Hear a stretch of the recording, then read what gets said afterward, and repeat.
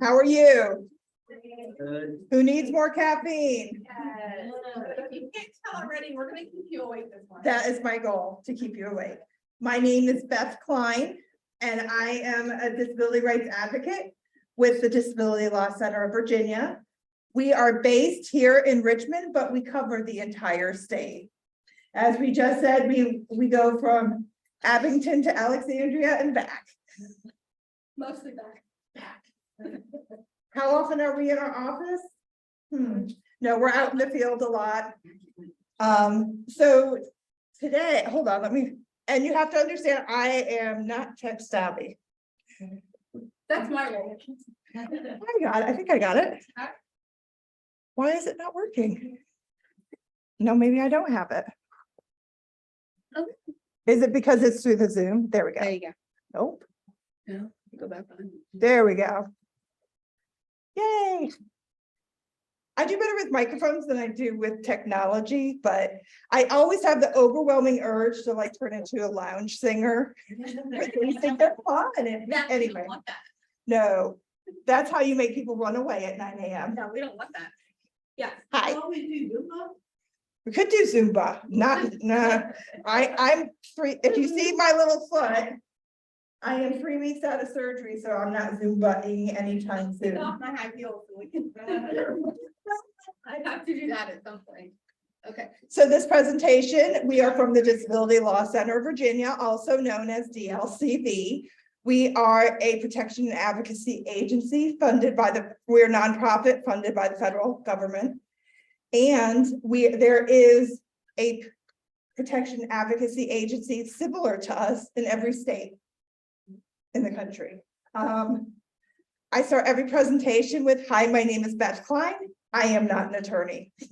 Why? Why? Because we have to. Because that's what they say we have to do. Our legal disclaimer, and this is where we get all formal. This presentation is designed to provide general legal information and is not intended to provide legal advice. Just to let you know. And this presentation does not create an attorney-client relationship with the Disability Law Center of Virginia. And now that that's out of the way. Yes, we have to get that out of the way and then we go. Our mission here at the Disability Law Center is through zealous and effective advocacy and legal representation. What do? We want to protect. We want to protect people's human rights, people's civil rights, prevent abuse, neglect, discrimination. And our goal is to promote your choices and self-determination, as well as independence for all people with disabilities. So our goal is for that we work very hard, and that is our life's work. Right. We want you to live the best life possible and the life that you want to live. Similar to ours.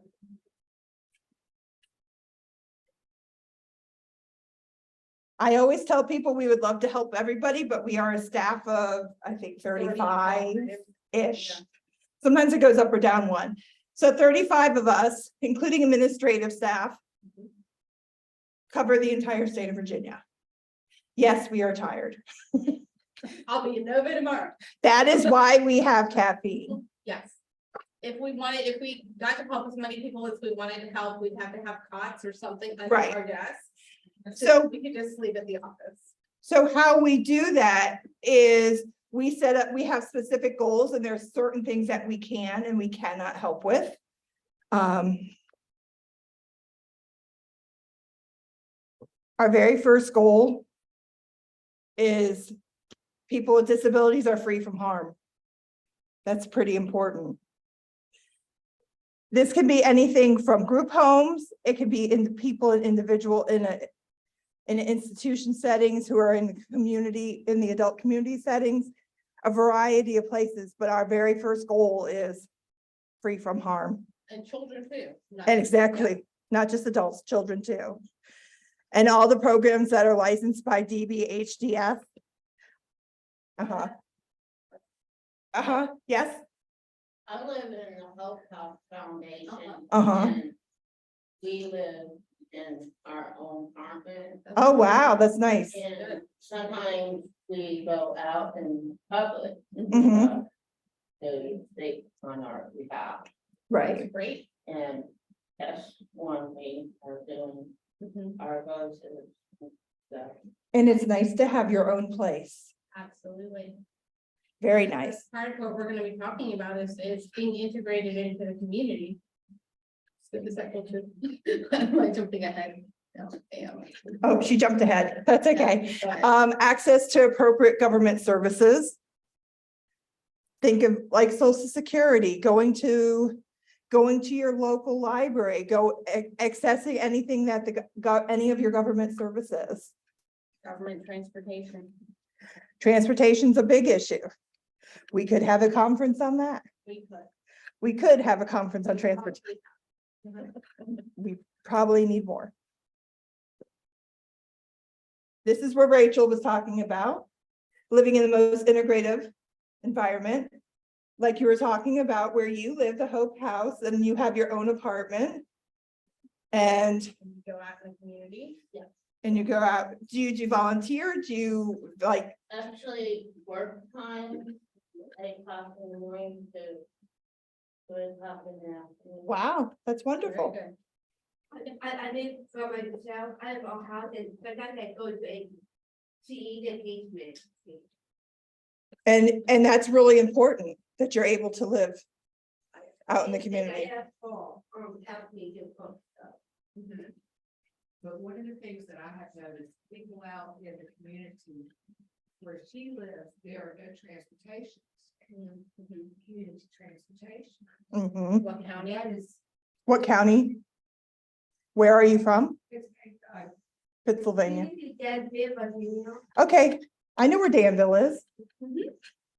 but I think we have it in the trouble. Mhm. Not trouble in, Devontae. transportation. Yeah. It's trouble. It's trouble now. Right.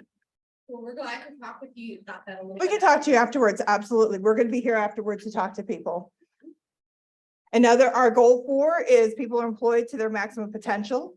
That is us. We are the resource and vocational access team from the Disability Law Center. And we also work with voting. This is for individuals who are either currently working and want to, move up into their job, or they have a disability, they want to find work. We work with individuals who are trying to get services from DARS, which is Department of Aging and Rehab Services, Department of Blind and Vision Impaired, which is DBVI, or the Centers for Independent Living. And if you have questions about that, we are happy to talk to you about that as Or well. you want to be connected, we can also connect people to them. Access to appropriate health care. People having issues with Medicaid, that could be another workshop, or at least another conference or two. That's happy. Yeah. Come on in. Come on in. We won't bite. This is voting. Okay.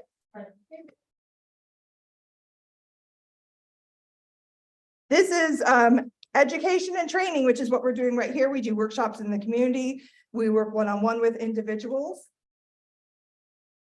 And then, like I said, there are a few things that we unfortunately cannot help with, which are things like divorce and criminal cases.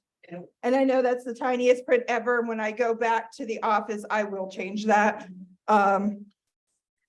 Bankruptcy, assisted suicide, tax issues, property disputes, those unfortunately are issues that even if you have a disability, that's not our area of expertise. Oh, yeah, would y'all refer them to like appropriate? Yes, We do. if you call in to us, we would send you, that's not something we could deal with. You need to speak with legal aid, or you need to speak with lawyer, we send you to lawyer referral or something like that, absolutely. Okay. And is this where you come in, Rach? We have a disability law center in Charlottesville. Mhm. Yeah, so we're the statewide, so we serve the entire state, but there might be like a legal aid or something in here. Right. Absolutely. Yep, this is where I start. Pass over the baton. Thank you. Good morning. Go, continue to capitate. No, I'm gonna put up my foot. It exists, I'd like to put 3 weeks ago. So my name is Loria. I'm a senior advocate at Disability Law Center of Virginia.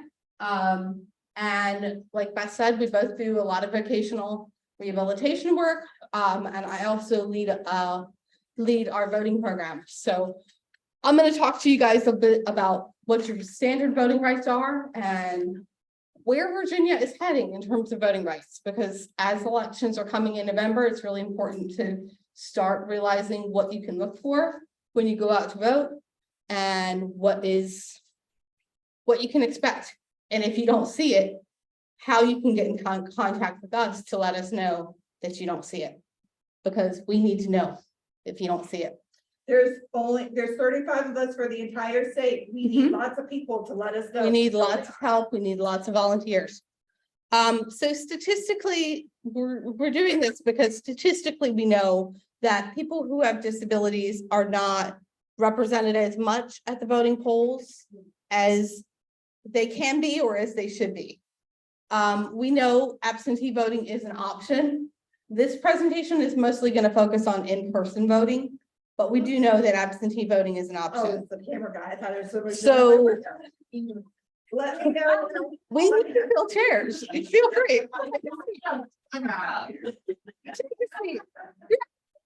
Grab a brochure. So as a person with a disability, we also know that you have a unique point of view and you have opinions that need to be heard.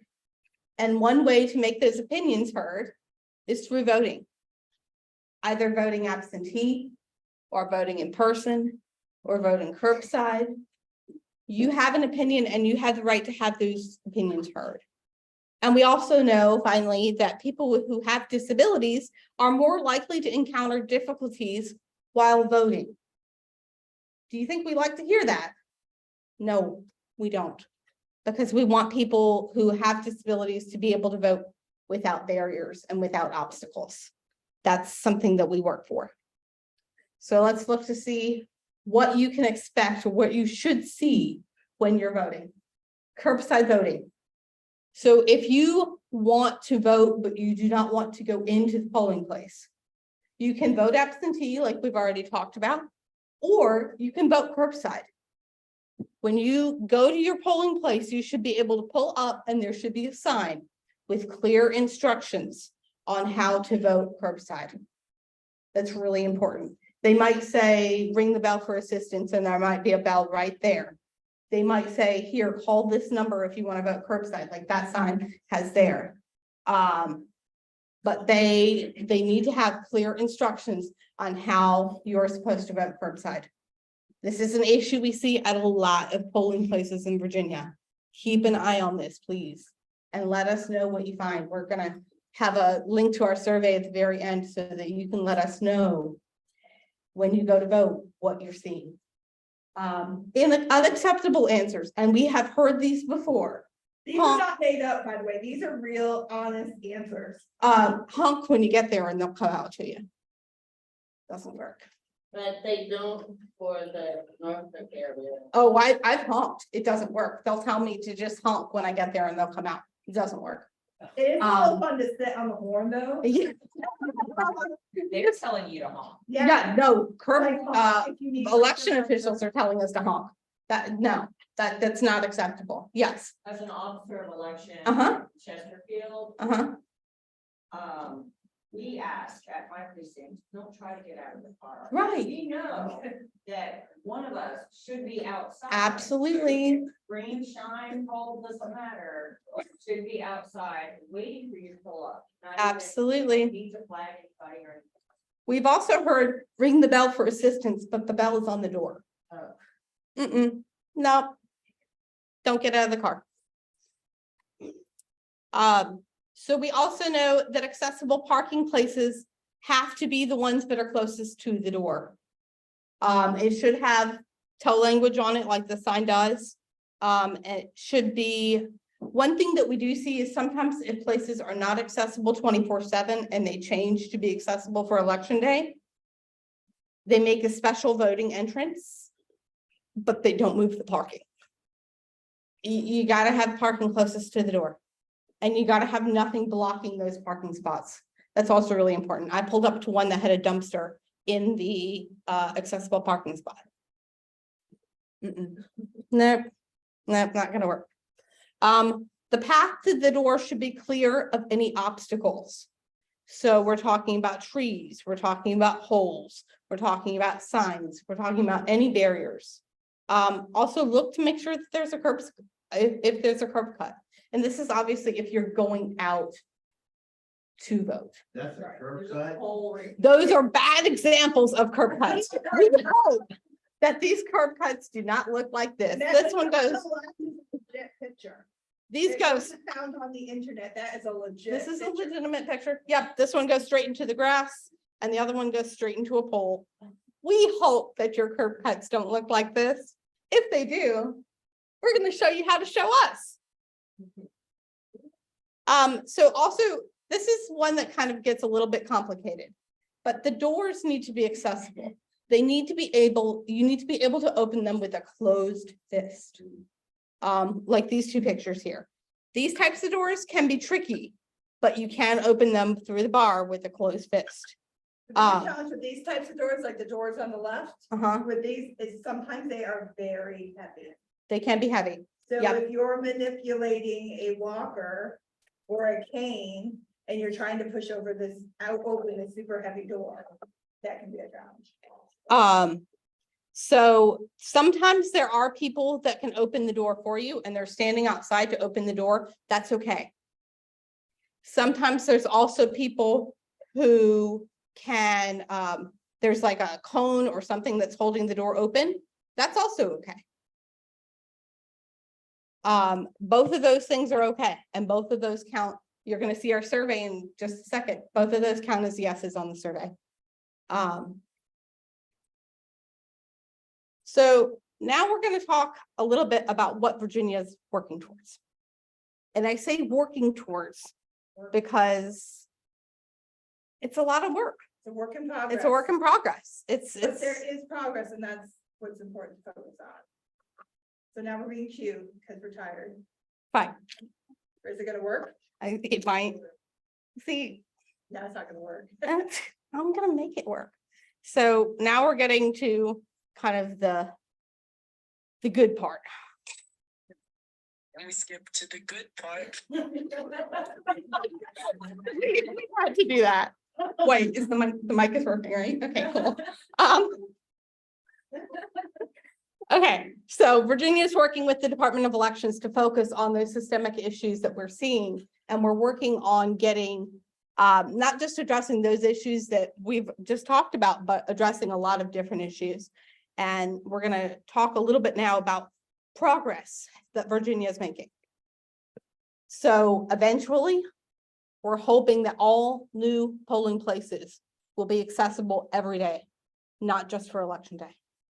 And the importance there is that if polling places are accessible or they make them accessible for election day, those can be temporary fixes and it can lead to not moving the right parking or other obstacles. We're hoping that eventually all polling places will be in places that need to be accessible under Title II or under Title III, mostly Title II, like government buildings, like libraries, like schools, places that should already be accessible. And if they're not accessible, that's something we're working towards too. Yes. On part of the market area, Uh-huh. our, the Woodford Road, they have correction already. The rec center, uh-huh. For Is that where you go vote? Yep. And are they accessible? Do you have good experiences there? That's good. We like to hear that. So, We have a question in the back. yeah, Yeah. I want to know how, if someone registered to vote or someone not registered to vote, how they vote.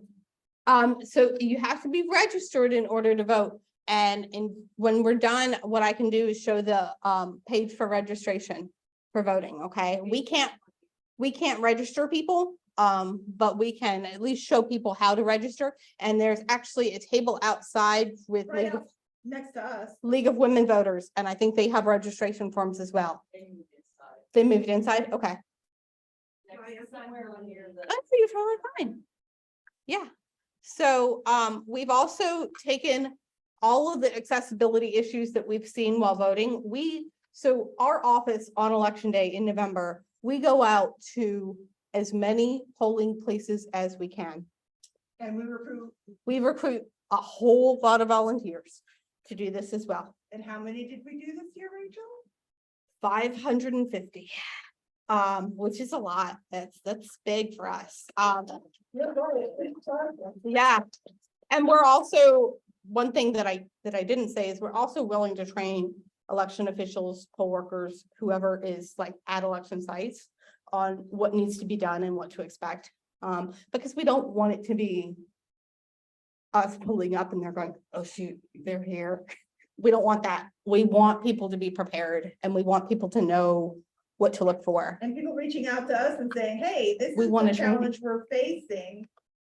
How can we make this more accessible? Absolutely. And through our work through the Board of Elections, as we were presenting those findings to the Board of Elections, they sent out to the districts that were having specific issues and said, hey, call them. They can help you try to tell you what needs to be done to fix these issues. And sometimes it's a really simple issue.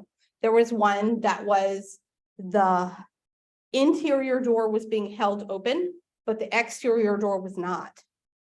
So they just need to put a doorstop at the exterior door as well. So another thing that we have found this year specifically is that people have a right to ask for help to vote. If they want to if they need help voting, they have a right to ask for that, but they do need to fill out a form called the Elect 659 form. There are times, and we've heard this year, if people go in and ask for the Elect 659, people that are at the polls and at the elections don't always know what that is. And you can always ask to speak to the chief. You and the can. chief will help. You can ask to speak with the chief and they can help you too. But one thing that we're asking the Board of Elections to do is to make just really simple posters, like papers, basically, and put on there, if you need assistance voting, please ask for Elect 659. We had one individual ask for that, and she was told that she was taking too long and that she was that she didn't know what she was doing, that she was taking too long. She felt rushed. She still voted, but then she called us and told us what happened, and we were able to kind of address that there. We didn't switch these slides, but so here's how you can help. Every single election day in November, we don't do this typically in June for June elections, but we do it for November. Our staff surveys polling places in nearby areas or around the entire state. We try to keep nearby for volunteers if they want to go to their local ones. And we also use, we always use the help of our volunteers. We train every single volunteer prior to this experience. We usually do some kind of virtual training for And you volunteers. don't have to come to Richmond for the day. You don't We have to will come to happily- Richmond. You sit at home in your living room and we will train you. It's a pretty straightforward training. It's me and Beth again, so you'll get to So see you us don't again. ever want to deal with us again. How long's the train? 15, 20? Minutes. Yeah, it's really not long. It's basically going through each of those things that we just did, the curbside voting, the accessible parking, no barriers to the door, those kinds of things, and making sure that people And how to understand. fill out the form. Oh, and telling people to not get out of their cars. Right. Because we tell all of our volunteers, unless it's your polling place, please do not get out of your car That to could go be into the polling interference with place, the election. because we don't want you interfering with the election or interfering with the process. So like I said, with the help of our staff and our volunteers, we surveyed 550 polling places last November, and all of those results went to the Board of Elections. That is how they are working on making these changes now, is because we've reached out to them and said, hey, this is not working. This is not okay. This is something that you guys need to work on. And we've been able to collaborate with them to make this happen. And this is my bragging. Can I cut in for the bragging moment? Yeah, because I'm not gonna do it. You're Go. not gonna brag about yourself. I No. So remember I told you that every state has a organization similar to us? Uh-huh. So we were, so the state of Virginia and all of our amazing volunteers were one of the top in the entire country. Us in Florida. Yeah, But so Beth and I are gonna be presenting in October for to national. the national office and to all of the protection and advocacy offices nationally about The work that we're doing. the work we're doing and how to mobilize your local office to do these surveys, because a lot of our offices are only having one person go out and do all of the surveys. And so we're like fielding phone calls and emails. We're like, let's do this. Well, This is how we do it. This is not my idea. This has been done for years. This is not my idea. This is not Beth's idea. This is how our office has operated How for, long have they done that? I've been there for 9 years and we've been doing it since before I got there. So this is our voting survey, that we And asked we that, just teach you how to fill this out. we teach you how to fill it out. We ask people to fill it out online, just your name, your last name, the date that you're voting, the time that you're voting, the location. And these questions should all look really familiar. Did you see curbside voting or a sign for it? Are the accessible parking spots closest to the door? Was there a smooth, clear path of travel? Yeah, just a second, okay? To do online on our phone. Yep, you can do it on your phone too. Absolutely. Unless you're in the middle of nowhere like Beth Klein was, and couldn't get an internet signal. Trouble. I know. And then can the door be open with a closed fist?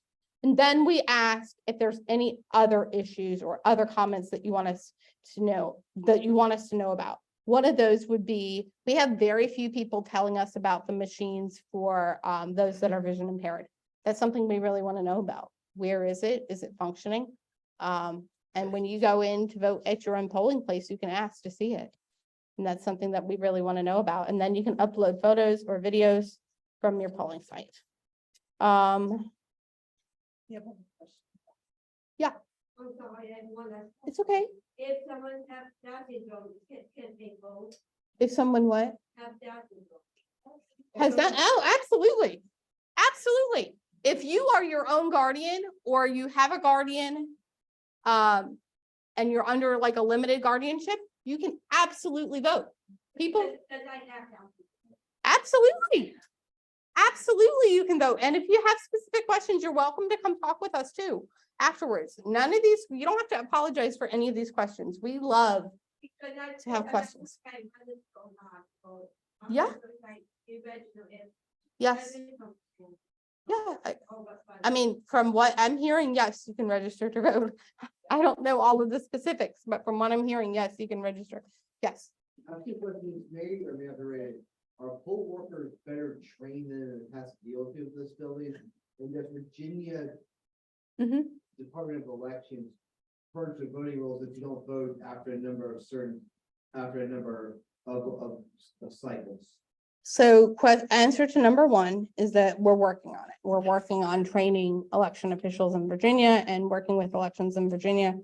Because they're good, there's great election officials out there.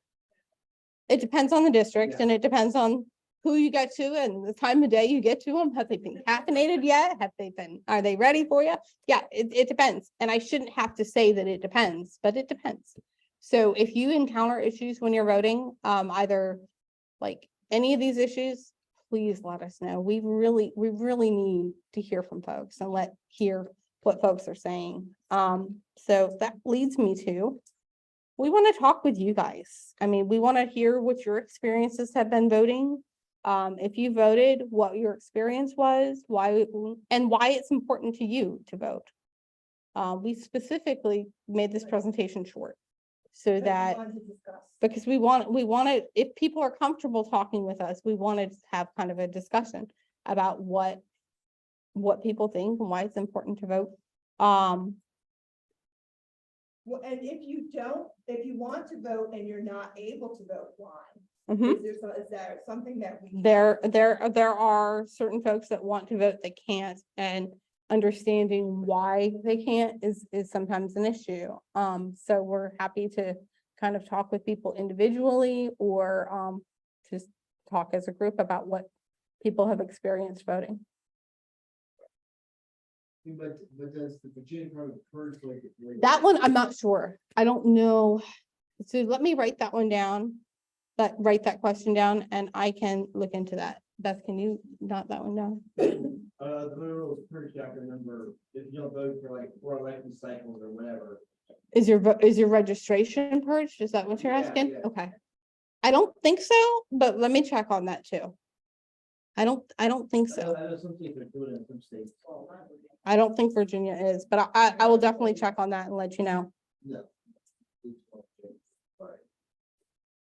Because that issue has popped up. Mhm. Yeah. I know what I think the answer is, but I would rather double check. I'd rather double check and get your contact I mean, I think information and we can let you know. and That would be kind of interesting, but. No, I mean, that's let's how we not do that. No, let's not do that. So like Beth said, we are glad to have conversations with people after, or now, however you want to do it. If you want to reach us, you can connect with us on the website, www.dlcv.org. You can also, oh, let me show you guys one more thing. So this is something else that we were recognized for nationally. If you go to our news and then press releases, we have our full election report that we sent to the commissioner with data and everything else, photos, data, Show graphs, the pictures. Show the photos. show the photos. Okay, so they're pretty small, but this is parking on the curb in Arlington where they had to pass traffic in order to get to voting. No curbside in New Kent. And like I said, these photos are not to get people in trouble. Like these photos are just so that people are aware of what is happening. Gravel parking lot in Buckingham, not a clear path to the door. Manassas, yep, Yes. gravel. If anyone has ever spent time, even temporarily, in a wheelchair, they will Yeah. tell you that those rocks are the devil. Manassas, they had to travel across traffic to get to the curb cut. And then this is an interesting one. This is in Montgomery County. So she parked here where the blue is and had to walk across the street to the student center in order to vote, crossing traffic. And then Chesapeake, this was fine, but the doors were not accessible. We couldn't get a picture of the doors. So those are some of the pictures. We get lots of pictures. You can submit pictures with your survey. This is some of our graphical data. Oh, it's not letting me open this. Okay, that's okay. And then we don't post these we don't just post these and say, so there. We asked the election commission to respond to it as well. And they did. So we posted their response too, to be transparent. So, and they basically said, we're reaching out to counties, we're addressing these counties that are not addressing the issues correctly, and we're working on it. And we try to really collaborate with them a lot. So if you want to connect with us, you can reach us. Our address is 1512 Willow Lawn Drive, Suite 100. Rachel's home away from home. My home away from home. I'm only there part-time, but yeah. Oh, But Rachel's home away from home is 1512 Willow Lawn. Yep. Our phone number is the 1-800-552-3962. We have advocates on call Mondays, Wednesdays, and Fridays from 8:30 until 4.